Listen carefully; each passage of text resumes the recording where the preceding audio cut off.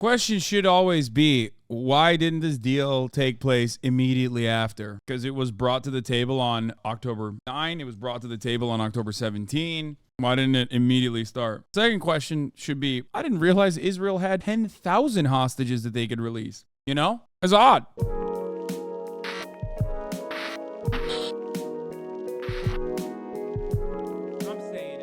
Anyway, let's get started on Brandon Jack. It's the Mac Attack. Brandon is live from Massachusetts. What does he have to say? Yesterday, families all across America gathered together with their loved ones and to give thanks. We have much to be thankful for in America. The food on our tables, the family and loved ones in our homes, and the many blessings that come from living in the greatest nation on earth. Today, we can also be thankful for families being recruited and reunited with loved ones who have been held hostage for nearly 50 days. Why is this so low? Beginning this morning, under a deal reached by Speak up, Brandon. Extensive U.S. diplomacy, including numerous calls I've made from the Oval Office to leaders across the region, fighting in Gaza will halt for 4 days. This deal also is structured to allow a pause to continue for more than 50 hostages to be released. That's our goal. This morning, I've been engaged with my team as we began the first difficult days of implementing this deal. It's only a start, but so far it's gone well. Early this morning, 13 Israeli hostages were released, including an elderly woman, a grandmother, and mothers with their young children, some under the age of 6 years old. Separately, several Thai nationals and Filipino nationals were also kidnapped by Hamas on the 7th. They were released as well. All of these hostages have been through a terrible ordeal, and this is the beginning of a long journey of healing for them. The teddy bears waiting to greet those children at the hospital are a stark reminder of the trauma these children have been through, and at such a very young age. Jill and I, Jill's with me here, keeping them all in our prayers today. Today has been a product of a lot of hard work and weeks of personal engagement. From the moment Hamas kidnapped these people, I, along with my team, have worked around the clock to secure their release. We saw the first results of this effort with the release of 2 American hostages in late October, followed by the release of 2 Israeli hostages. I've consistently pressed for a pause in the fighting for 2 reasons: to accelerate and expand humanitarian assistance going into Gaza, and 2, to facilitate the release of hostages. And over the past several weeks, I've spoken repeatedly with the Emir of Qatar, the President Sisi of Egypt, and Prime Minister Netanyahu of Israel to help secure this deal, to nail it down. And I want to thank all 3 leaders for their personal partnership to get this done. I spoke with the Emir and President Sisi and the Prime Minister Netanyahu again on Wednesday to confirm the elements of the engagement. As I said, today's release are the start of a process. We expect more hostages to be released tomorrow, and more the day after, and more the day after that. Over the next few days, we expect that dozens of hostages will be returned to their families. We also remember all those who are still being held and renew our commitment to work for their release as well. 2 American women and 1 4-year-old child, Abigail, who remains among those missing. We also will not stop until we get these hostages brought home and an answer to their whereabouts. I remain in personal contact with the leaders of Qatar, Egypt, and Israel to make sure this stays on track and every aspect of the deal is implemented. You know, this extended pause in the fighting brings a critical opportunity to deliver much-needed food, medicine, water, and fuel to the civilians in Gaza, and we are not wasting 1 single minute. Since my trip to Israel last month, I've been focused on accelerating the delivery of humanitarian assistance to Gaza in coordination with the United Nations and the Red Cross. I just spoke with my special envoy for the Middle East humanitarian issues, David Satterfield, for an update, and I've asked him. Question should always be, why didn't this deal take place immediately after? Because it was brought to the table on October 9. It was brought to the table on October 17. Why didn't it immediately start? Second question should be, wait a minute, I didn't realize Israel had 10,000 hostages that they could release, held in indefinite detention under suspicious circumstances without any evidence whatsoever. These are certainly questions that I would ask at least. I'd be like, wait a minute. How the fuck did Israel have so many hostages that they could swap? You know? It's odd. Questions to have.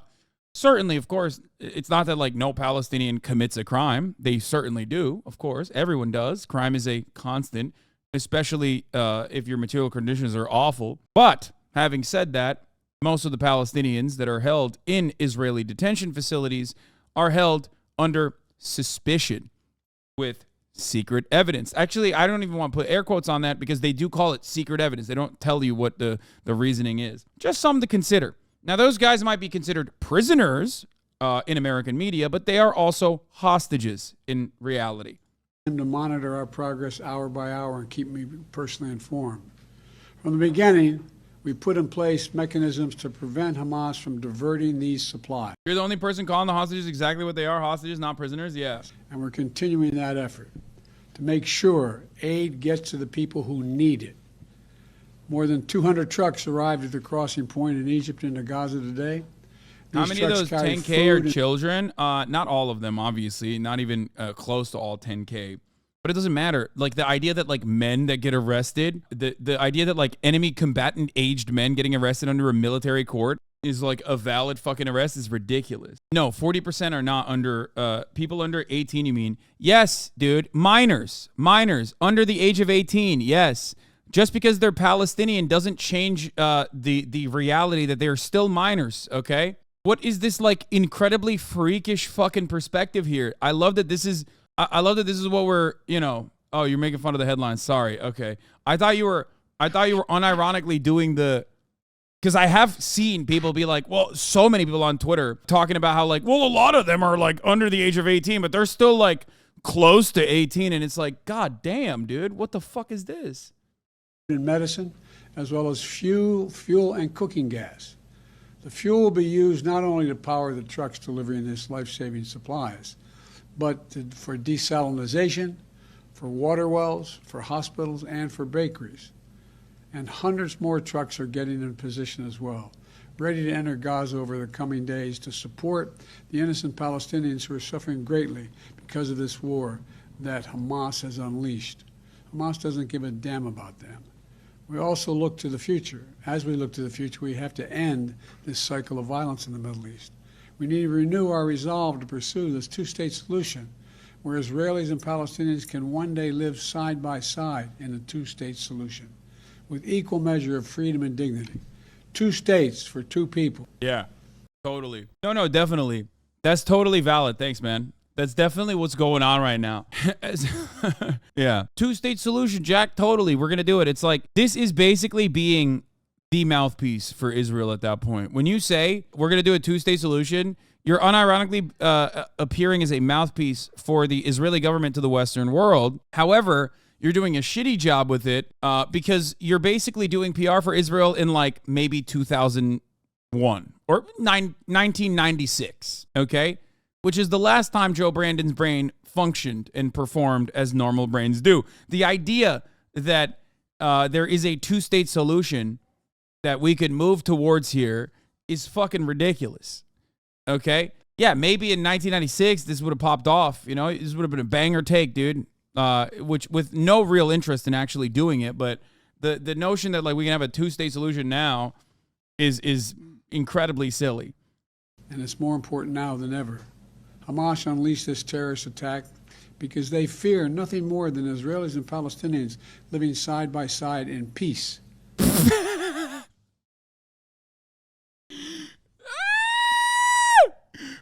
Dude, Brandon is consistently the fucking worst person on Israel. Is crazy. Yeah.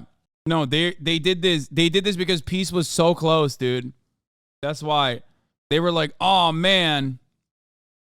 They were sitting in the terror tunnel going, oh shit, dude. Peace is so close. Peace is closer than ever before, dude.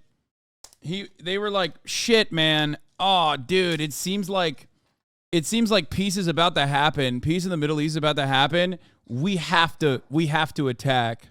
We have to do something. We have to stop peace. We hate peace. It's like, dude, Trump would say this, okay? Trump would say this because it would be Trump's foreign policy. Abraham Accords that completely sidestepped Palestinian statehood or independence or even autonomy and directly went to all of the Muslim nations in the region and cut separate deals with them. Okay? This was not a peace deal of any sort whatsoever. It was simply to put on paper the Gulf nations and North African nations, the Muslim nations in the region, openly dealing and trading and normalizing relations with Israel, which they had already done behind the scenes already. But this was to make that permanent and popularize it and have the world understand that this is now, we're moving away from the Palestinian issue.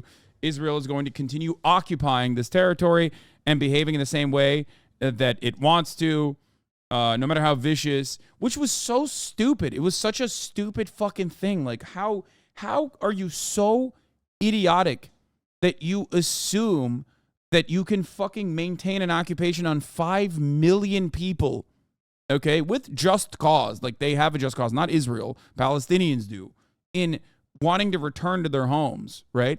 How the fuck did you think that you could just completely move beyond the Palestinians, 5 million of them literally directly living under occupation, 6 million of them living in permanent refugee status beyond, and just go, yeah, it's fine.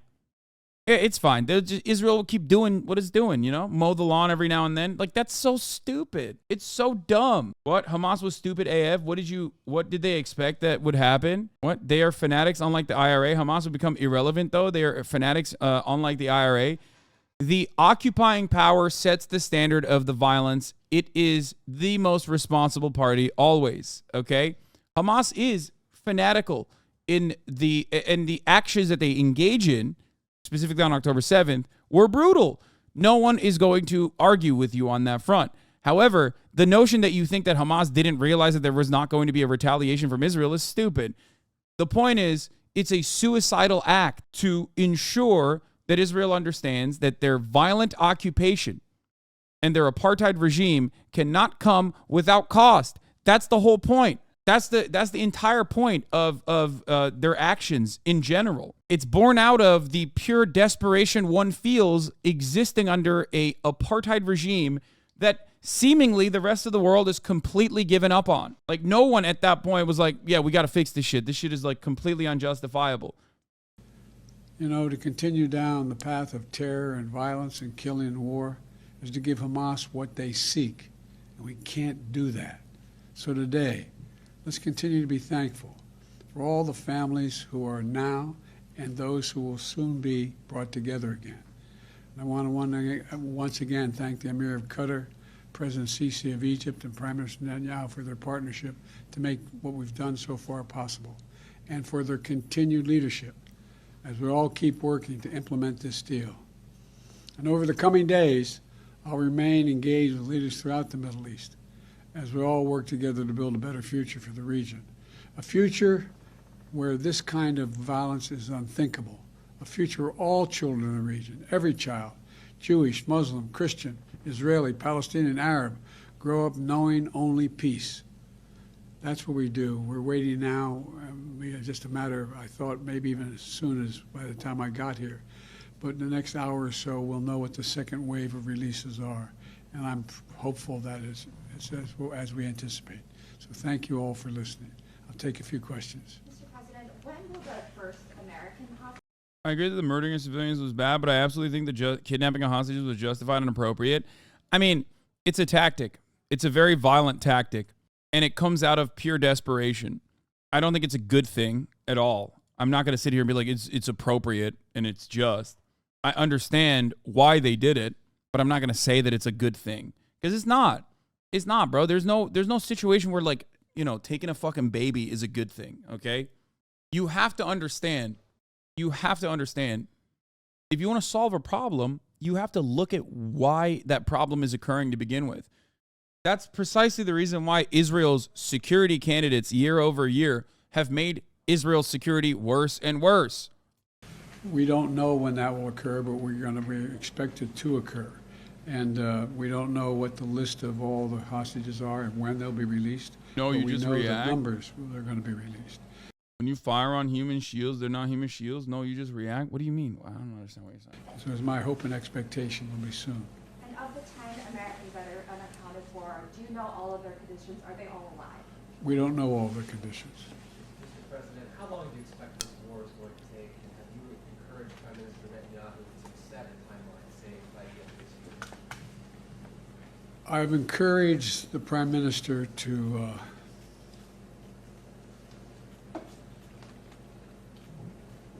focus on trying to reduce Bro, when the number of casualties. This motherfucker barely reads the teleprompter. When he's off prompter, holy moly, it's bad. It gets real bad real quick. You know what I'm saying? Like when he's off script, he gets so much fucking worse. While he is attempting to eliminate Hamas, which is a legitimate objective he has. That's a difficult task, and I don't know how long it will take. My expectation and hope is that as we move forward, the rest of the Arab world and the region is also putting pressure on all sides to slow this down. Yeah, totally. As quickly as we can. All sides. Yeah, Saudi Arabia's going to put pressure on Israel to fucking de-escalate, dude. Mr.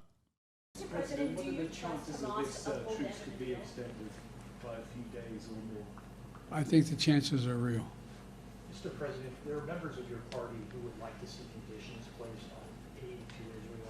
What is your view on that? They would like to see, the reduction of the bombing and that sort of thing. Well, I think that's a worthwhile thought, but I don't think if I started off with that, we'd ever gotten to where we are today. Mr. We have to President, take this a piece at a time.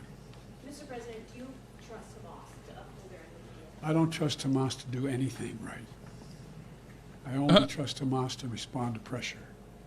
Mr. President, you said you were hoping to get cooperation from Arab leaders. What are you hearing from them when you talk to them? What would you like to see them do? I'm hearing a lot, but I'm not going to speak to it right now. There's an overwhelming desire on the part of the region to, let me back up.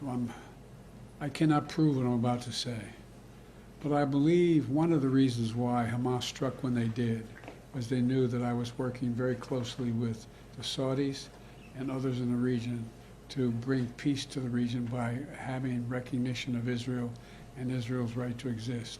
You may recall when we did the G20 about a little while ago, I was able to get a resolution, a statement passed through there saying we're going to build a railroad from Riyadh all the way through the Middle East into Saudi Arabia, Israel, et cetera, and all the way up to Europe. Not the railroad, but it would be an underground pipeline and then railroad. The whole idea is there's overwhelming interest, and I think most Arab nations know it, in coordinating with one another to change the dynamic.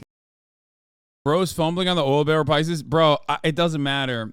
Russia hates him. Saudi Arabia hates him. They both like Trump and think Trump is better. And they're going to cook his ass, dude. They are going to cook his ass. I feel like oil barrel prices are going to go fucking sky high right before the election and destroy Brandon's chances. We'll see. We'll see what happens. I hope that doesn't happen, but both of these motherfuckers have openly said, OPEC plus nations have openly stated they don't really like Brandon. Brandon is a better shot of making sure that there are better relations with China so China can rein in the OPEC plus nations than going directly to them and telling them, don't do this. Because if you're Russia, you have no fucking interest in giving Brandon anything, okay? Trump is your guy. Not like, I'm not doing like the Russiagate shit, but, you know, Trump is a guy that Vladimir Putin thinks he can probably manipulate or reason with to a certain degree. And Saudi Arabia loves him. They are literally economically tied to the Trump family in general. So they see him as the savior. Israel also obviously loves Trump, but it doesn't really matter what the fuck Israel wants, really, in comparison to everything else. So, yeah, all of these guys are kind of pushing for Trump. You know who isn't pushing for Trump as aggressively? Probably China. I would suspect that in between the Democratic Party and the Republican Party, if there's one foreign adversary that is not aggressively pushing for Donald Trump, is Xi Jinping. You know, this is an elderly statesman you can cut deals with that will inevitably do the bidding of American economic interests and security. Okay? you have a better shot of applying pressure to the OPEC plus nations, or at least the most important ones, through the Chinese side by talking to Xi Jinping and being like, listen, Jack, it's the Mac attack, you know? I love you. I'll let you go to Iowa as much as you want.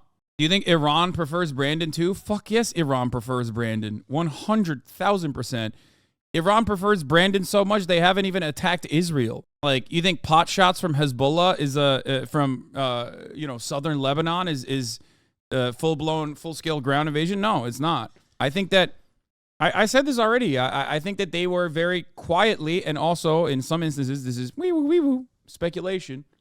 I think both quietly and also openly, the Brandon camp was talking to Iran in reinstituting some level of normalization by maybe even moving towards denuclearization. Who knows? Most likely behind closed doors, but definitely in public as well, where they did the hostage swap. They also unfroze $6 billion of Iranian assets from South Korea right before October 7th.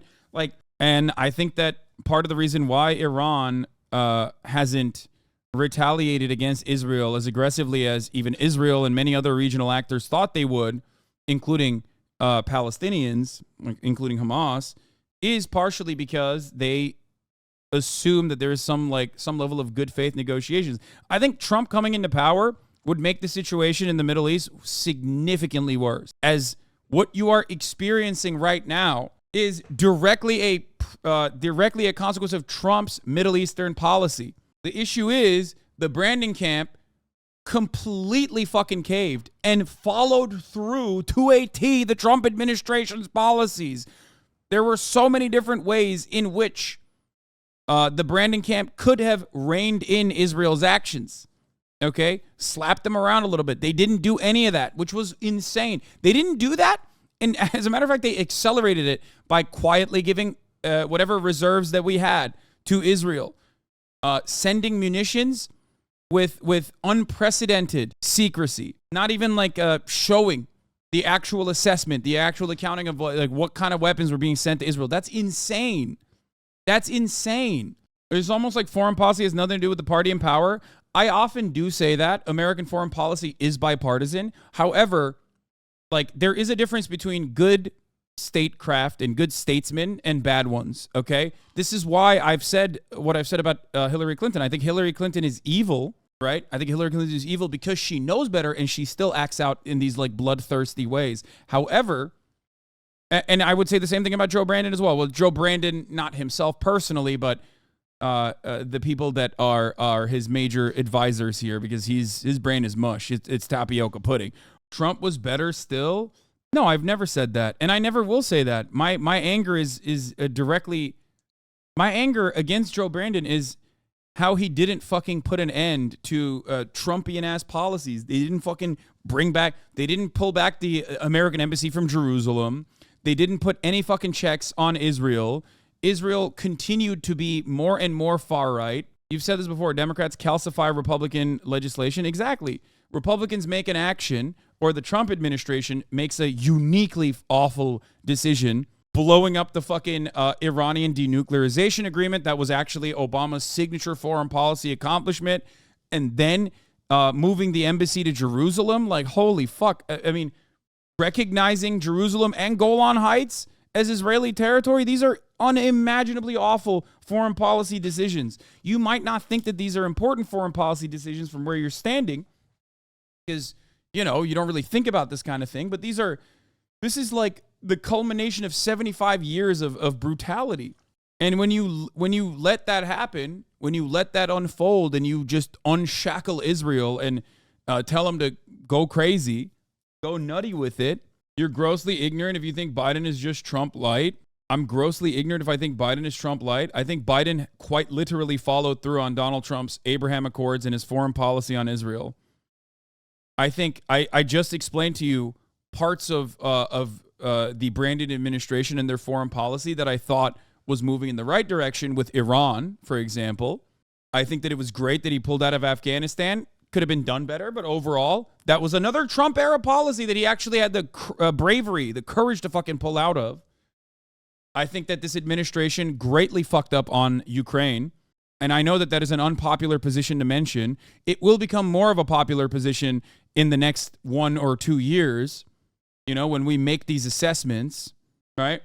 But overall, the difference between the Democratic Party and the Trump and the Republican Party, or the Trump administration, should be significantly larger than what we are seeing right now. Okay? What we are seeing currently is not a major difference, and that's unacceptable, because the difference between the